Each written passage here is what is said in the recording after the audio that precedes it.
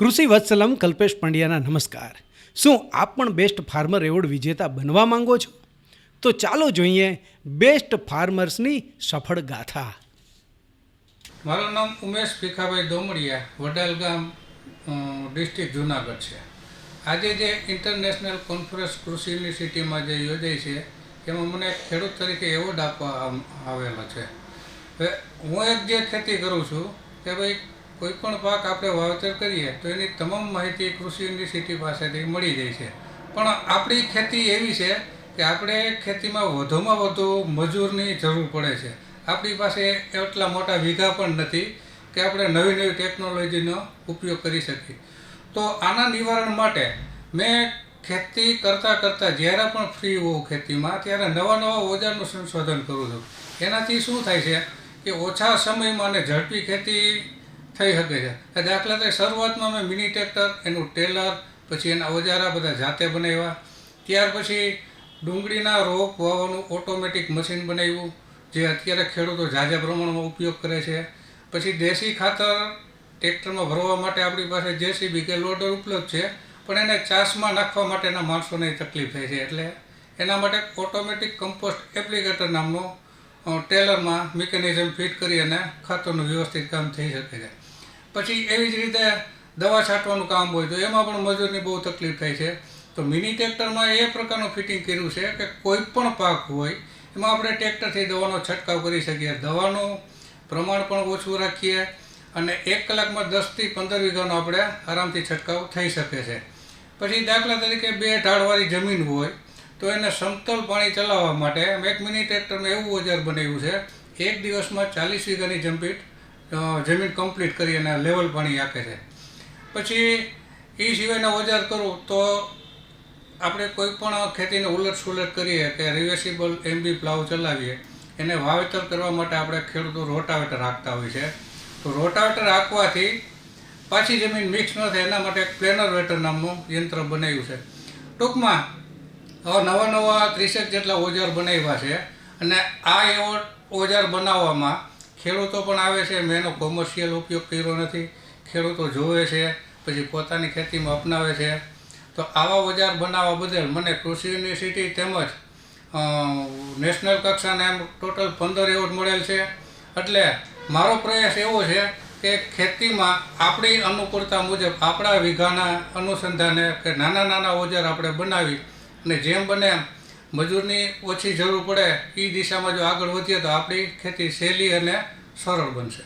અચ્છા, ખાસ કરીને આ જે ઓજારો જે છે એ જોવા હોય અને તમારી મુલાકાત લેવી હોય તો આપ કયા સરનામું છે આપનું અને આપનો મોબાઈલ નંબર શું છે, કઈ રીતે લોકો આપનો સંપર્ક કરી શકે? હું અત્યારે વડાલથી જે કાથોટા રોડ છે ત્યાં પુષ્ટિ સંસ્કાર ધામ બને છે ત્યાં જ મારું ફાર્મ છે અને આવવા જવામાં બહુ ઇઝી છે। અને મારા મોબાઈલ નંબર 9909060222 અને મારા તમામ ઓજાર મારા ફાર્મ ઉપર જ હોય છે। મારા પોતાના ફાર્મ ઉપર વેલ્ડિંગ પેટી જે જરૂર હોય બધું ત્યાં જ રાખું છું। મારું નામ નારણભાઈ જયરામભાઈ ડોબરિયા, ગામ અરણિયાળા, તાલુકો મેંદડા, જિલ્લો જુનાગઢ।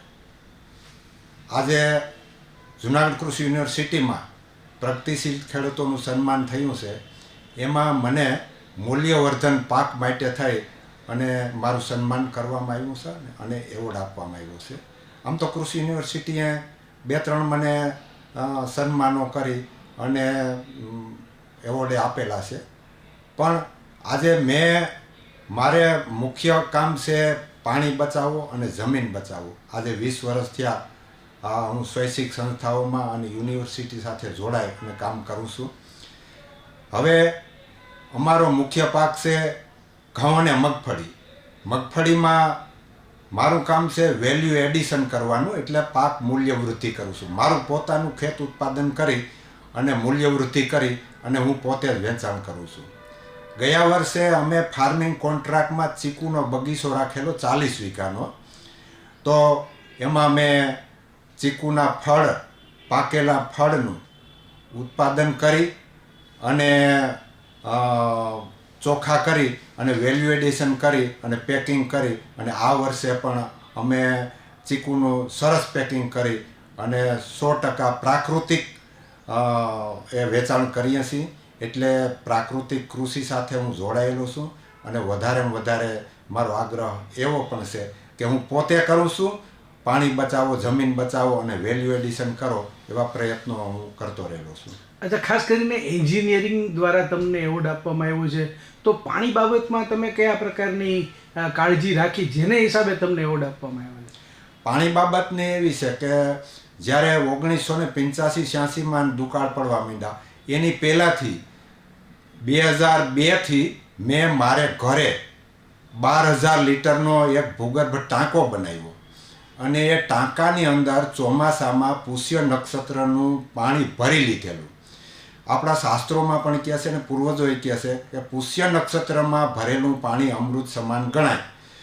તો એ પાણી ભર્યા પછી મેં અહીંયા લેબોરેટરીમાં, જુનાગઢ કૃષિ યુનિવર્સિટીમાં લેબોરેટરીમાં મને સાહેબોના સહકારથી મેં તપાસ કરાવી. તો એ સાહેબોએ કીધું કે નારણભાઈ, આ પાણી તો પીવાલાયક બહુ ઉત્તમ ગણાય છે. અને ત્યાર પછી મેં નિસ્વાર્થ ભાવે ઘણા ખેડૂતોને, લોકોને કીધું અને હજારો લોકોએ ઘરે ટાંકા બનાવ્યા છે અને સરકારે પણ મારી નોંધ લીધી કે ભાઈ આ તો આરોગ્યના માટે પણ સારું છે અને આર્થિક પણ ફાયદો થાય છે. એટલે પાણી બચાવવાના માટે મેં એક ઘરે ટાંકા અને કૂવા રિચાર્જ પણ મારા ગામની અંદર મેં 1986 પછી ઘણા બધા કરાવેલા છે. 100% મારા ગામની અંદર ફિલ્ટર પદ્ધતિથી અત્યારે કૂવા રિચાર્જ ફિલ્ટર પદ્ધતિથી કરીએ છીએ.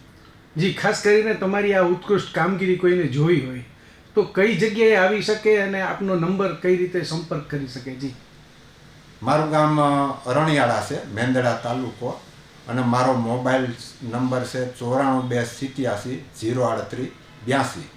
અને મારા ફાર્મ ઉપર મારે એક સિંગદાણાનું કારખાનું છે અને વચ્ચે અમે બીજ નિગમવાળાને પણ સારી ક્વોલિટીના બિયારણ નિગમવાળાને પણ આપેલા અને ખેડૂતોને પણ આપીએ છીએ કે જે ખેડૂતો પાસેથી સારી મગફળી ખરીદી હોય, સોયાબીન છે એ ખરીદી કરી હોય તો સારી ક્વોલિટીનું અમે બિયારણ પણ આપીએ છીએ. તો જોયું ને ખેડૂત ભાઈઓ, આપ પણ કંઈક નવું કરતા હોવ કે પછી બીજા ખેડૂતો માટે લાભદાયક આપની પાસે કંઈ વાત હોય તો આપ અમારો અવશ્ય સંપર્ક કરી શકો છો. સ્ક્રીન ઉપર અમારો નંબર પણ આવે છે અને આપ આ કૃષિ વત્સલમ ચેનલને સબસ્ક્રાઈબ કરી લો કે જેથી નવી નવી વાતો અમે તમારા સુધી પહોંચાડી શકીએ. તો ચાલો, બેસ્ટ ફાર્મર બનવા માટેની તૈયારીઓ આજથી જ કરી દો. નમસ્કાર.